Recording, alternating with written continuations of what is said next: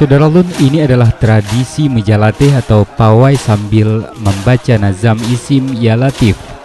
Tradisi turun-temurun ini digelar masyarakat desa I Itambar, Huwaila, Aceh Barat untuk menolak wabah virus corona. Selain membaca nazam isim ya latif, warga juga menghentak-hentakkan tongkat bambu yang diisi kerikil dan dipasangi serat ijo aren pada bagian atasnya. Suara yang dihasilkan dimaknai untuk menakuti setan atau wabah. Biasanya Syederalun, tradisi ini rutin dilaksanakan pada bulan Safar yang diyakini warga banyak mendatangkan bala dan wabah penyakit.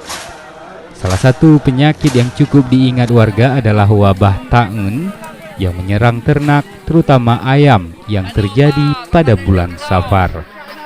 Sebelum konflik bersenjata di Aceh, menjalatih bahkan dilaksanakan pada malam hari dengan mengikut sertakan obor. Menjalatih dilakukan selama 15 hari sampai Rabu Abih bulan Safar. Pada sesi akhir Syederalun, semua tongkat bambu ini kemudian dikumpulkan dan dihanyutkan ke aliran sungai. Sementara satu di antaranya yang dipasangi kain putih diikatkan pada salah satu pohon di pinggir sungai. Dari Huwaila, Aceh Barat, Syederalun Mustafa Ali, Serambi On TV.